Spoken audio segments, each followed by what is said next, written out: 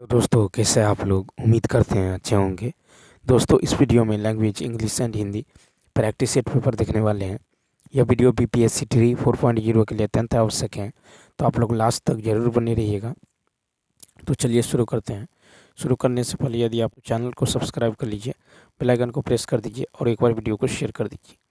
देखिए कहता है, read the passage carefully and answer the questions given below. The reports published by a Delhi-based non-governmental organization working for the elimination of child labor in India suggest that there is no end in sight to the sordid saga of child labor.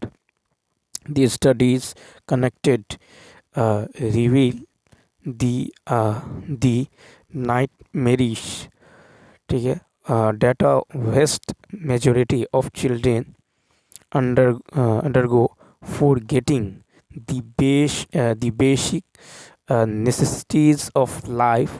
One of the activists narrated the heart rending and shocking stories of many जो है helpless children. He accused the society of insensitivity towards his vulnerable section. अब देखिए कहता, it is said that more than 5% of the total Indian population are child workers. Tens of thousands are chiefly engaged in agriculture in rural areas and in a variety of industries in urban areas. Children as young as 7 years of age spend days footballs, boxing, and cricket gloves for export. Many children spend their entire childhood making carpets with their dexterous hands. फिर देखिए, unofficial figures suggest that as many as 40 to 100 million children work in hazardous industries like glassware, firewood, uh, quarrels, etc. Many of them have been forced to work in conditions obtained on a casual basis. देखिए question है कि dot dot of children work in hazards conditions. तो देखिए यहाँ पे right answer क्या होगा, तो बी ऑप्शन होगा, यानी मिलियंस। तो देखिए पैसेज के सेकेंड पारा में दिया गया है कि 5% of total Indians population are जो है चाइल्ड वर्कर्स, जिसके लिए यहाँ पे मिलियंस का उपयोग जो है प्रयोग उचित होगा, यानी millions of children. Next question number second देखिए, कहता the society is excused of dot dot towards the problem of child labour. तो यहाँ पे क्या होगा, राइट आंसर होगा सी ऑप्शन, क्या होगा, राइट होगा, यानी इनसेंसिटिविटी। तो देखिए खाली स्थान पर आप जो है यहाँ पे इनसेंसिटिविटी का यूज करेंगे। इसका अर्थ होता है संवेदन, ठीक है, संवेदनहीनता का आरोप। ठीक है, क्या होता है, संवेदनहीनता, ठीक है, संवेदनहीनता का आरोप। ठीक है, तो यहाँ पे राइट आंसर क्या होने वाला है, सी ऑप्शन हो जाएगा। ठीक है, नेक्स्ट क्वेश्चन की यदि बात करें तो देखिए नेक्स्ट क्वेश्चन है कि the word heart rending means, तो 3 का होगा बी ऑप्शन, यानी क्या होगा, डिस्ट्रेसिंग।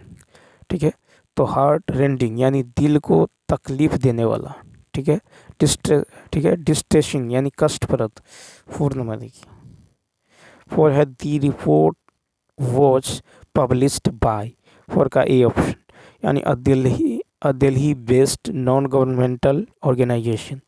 देखिए तो होगा रिपोर्ट, यानी दिल्ली जो है आधारित एनजीओ के द्वारा प्रदर्शित की गई थी। ठीक है, यानी non governmental organization. Next question में देखिए, क्वेश्चन नंबर है 5 कि their childhood is spent in dot dot dot condition. तो 5 का क्या होने वाला है, सी ऑप्शन, यानी हेल्पलेस। ठीक है, तो यहाँ पे हो जाएगा कि गरीब बच्चों का जो है बचपन हेल्पलेस यानी अभागा या दयनीय था। नेक्स्ट क्वेश्चन में देखिए 6, क्वेश्चन नंबर 6 है कि the feminine gender of Prince is. तो 6 का होगा बी ऑप्शन, यानी प्रिंसेस। ठीक है, तो देखिए the feminine gender of Prince is princess. ठीक है, तो नेक्स्ट क्वेश्चन देखिए, प्रिंस मतलब क्या होता है, प्रिंस मतलब होता है राजकुमार। ठीक है, तो प्रिंसेस मतलब होता है राजकुमारी। ठीक है, राजकुमारी। नेक्स्ट क्वेश्चन देखिए, क्वेश्चन नंबर 7 है कि which direction is opposite to west. तो 7 का होगा ए ऑप्शन, ईस्ट हो जाएगा। ठीक है, तो the direction opposite to west is east. Next 8 number है select the incorrectly split word. तो 8 का हो जाएगा बी ऑप्शन, यानी गवर्नमेंट। ठीक है, तो देखिए गवर्नमेंट मतलब होता है सरकार। ठीक है, और यहाँ पे इसका स्पेलिंग क्या है, सही है GOVER, यहाँ पे इनकरेक्ट है। ठीक है, इसका सही स्पेलिंग क्या होगा, तो देखिए यहाँ पे जो सही स्पेलिंग होगा ये हो जाएगा GOVERNME। ठीक है, GOVERNMENT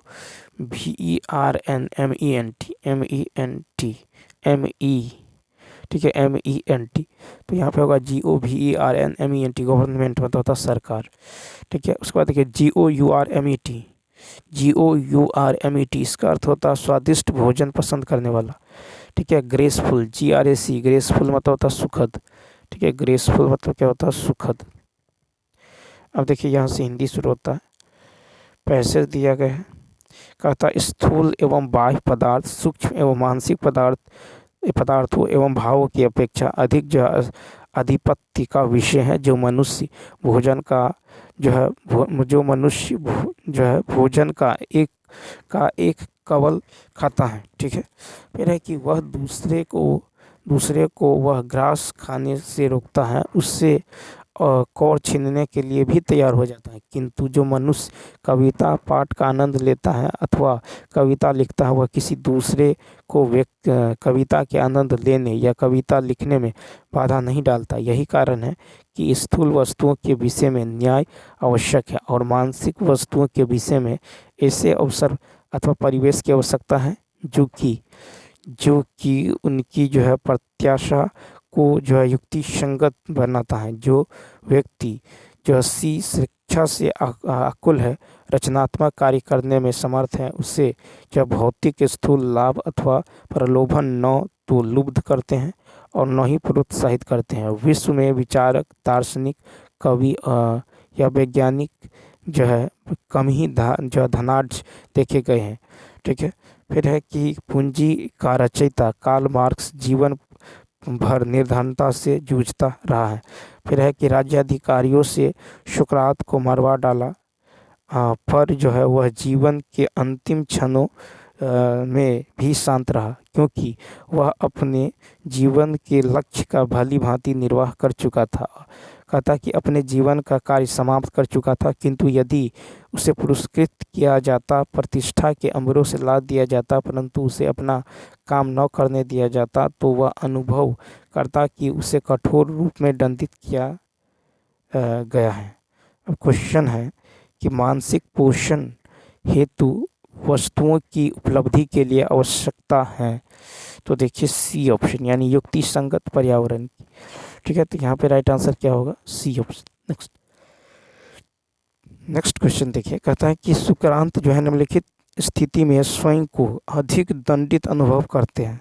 तो ए ऑप्शन, यानी उनका जीवन कार्य जो है अपरिसमाप्त रह जाता है। नेक्स्ट क्वेश्चन नंबर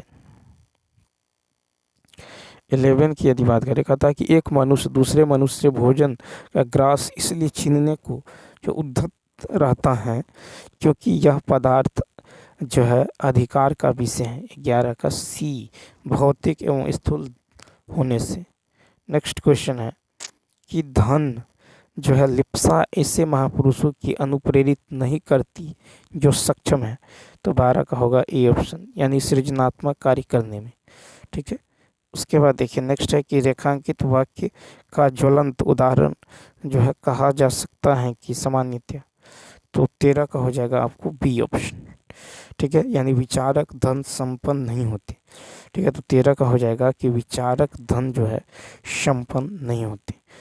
ठीक है, उसके बाद नेक्स्ट फिर यहाँ पे पैसेज है कि व्यक्ति समाज की इकाई है और शिक्षा व्यक्ति को सचित और आनंद की अनुभूति करने योग्य बनाती है। शिक्षा का अर्थ जो है जीना सीखने की कला। हम जीते हैं समाज में अंतर जो है शिक्षा का मूल स्रोत है।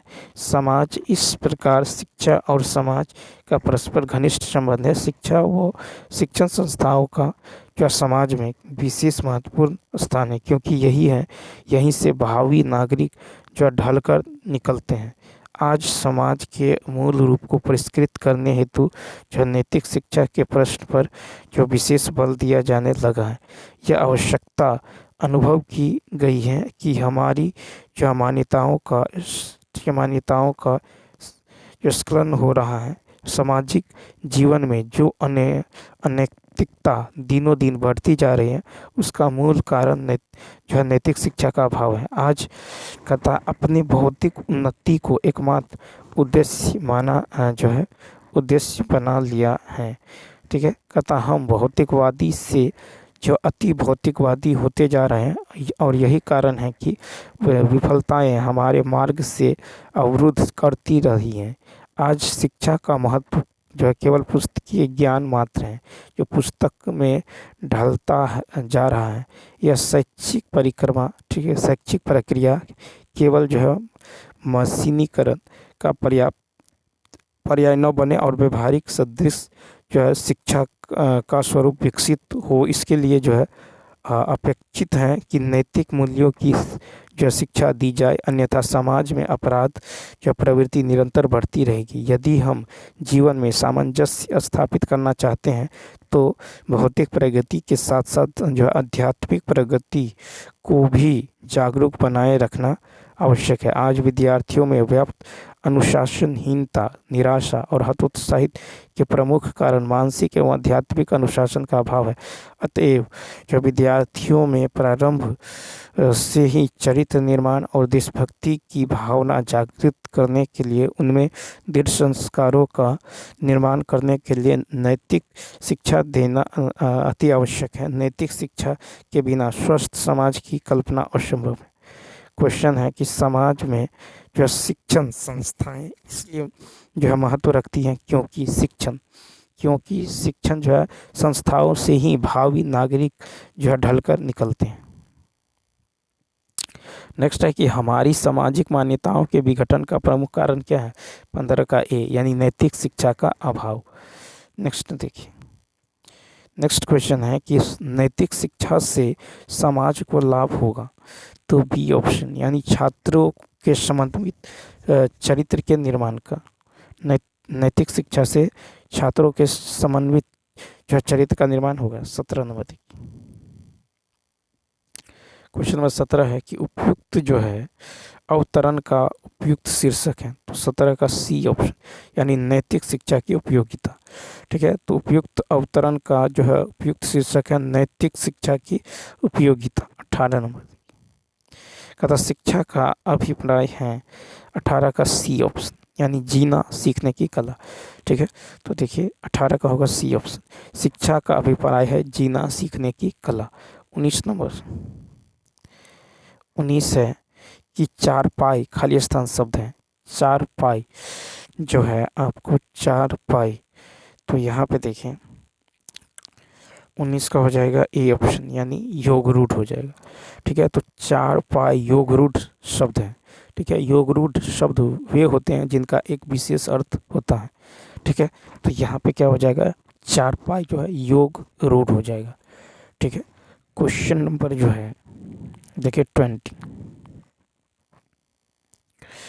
20 है कि रेखांकित सर्वनाम का प्रकार चिन्हित कीजिए।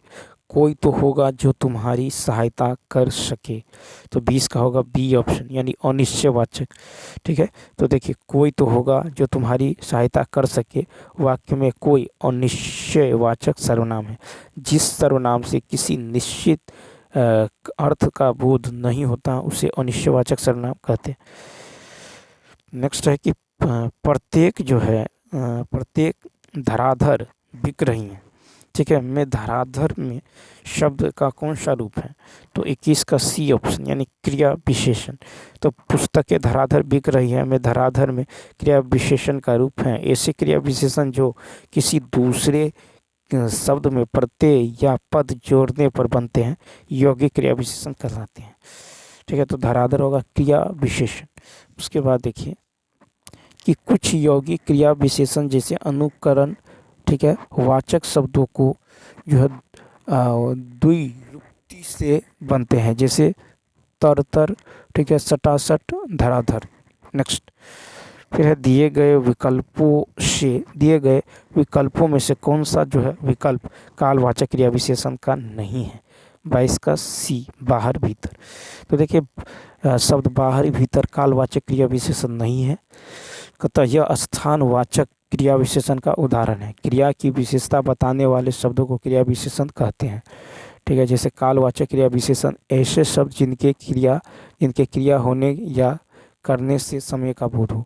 ठीक है, स्थानवाचक क्रिया विशेषण ऐसे शब्द जिनसे क्रिया के किसी स्थान का पता चले। परिमाणवाचक तो जिन शब्दों से क्रिया के मापतोल का बोध हो। रीतिवाचक क्रिया विशेषण जिन शब्दों से क्रिया करने के ढंग का पता चले। नेक्स्ट 23 नंबर देखिए,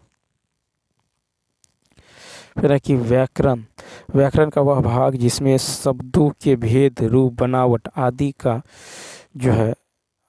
का वर्णन होता है वह क्या कहलाता है, तो 23 का बी ऑप्शन शब्द विचार। तो देखिए व्याकरण का वह विभाग जिसमें शब्दों के भेद, रूप, बनावट आदि का वर्णन हो शब्द विचार कहलाता है। वर्णों के समूह को शब्द कहते हैं। शब्दों को 4 वर्गों में बांटा गया अर्थ के आधार पर। ठीक है, तो अर्थ के आधार पर शब्द 2 प्रकार के होता है, सार्थक और निरर्थक। फिर है उत्पत्ति के आधार पर ये 4 प्रकार के होते हैं, तत्सम, तद्भव, देशज, विदेशज। फिर है व्युत्पत्ति के आधार पर 3 प्रकार के होते हैं, रूढ़, यौगिक, योग रूढ़। उत्पत्ति के आधार पर 4 प्रकार के और व्युत्पत्ति के आधार पर 3 प्रकार के। प्रयोग के आधार पर 2 प्रकार के, विकारी और अविकारी। नेक्स्ट क्वेश्चन देखिए, कहता है जो भाववाचक संज्ञा नहीं है, ठीक है, उसका चयन किसके रिक्त स्थान में भरे, निम्न में से खाली स्थान भाववाचक संज्ञा नहीं है। 24 का जो है ए ऑप्शन देखिए पढ़ाई। देखिए तो यहाँ पे जो है जो भाववाचक संज्ञा नहीं है वह है पढ़ाई। ठीक है, नेक्स्ट क्वेश्चन है कि कौन सा शब्द नेत्र का पर्यायवाची है। नेत्र का पर्यायवाची है ए ऑप्शन। तो देखिए नेत्र का पर्यायवाची अक्षी है। नेत्र के अन्य पर्यायवाची है चष्म, नयन, नजर, अंबक, प्रेक्षण, आँख, दृग, विलोचन, लोचन आदि। फिर है कि मैं खाना खा चुका था। इस वाक्य में कौन सा जो भूतकालिक भेद है। 26 का सी पूर्णभूत। तो प्रस्तुत वाक्य में क्रिया की समाप्ति का पूर्ण बोध हो रहा है और क्रिया समाप्त हुए काफ़ी समय बीत गया है, अतः इस वाक्य में पूर्णभूत है। नेक्स्ट है कि वधु का बहुवचन रूप। तो वधु का 27 का ए यानी वधुएं। वधु का बहुवचन रूप वधुएं हैं।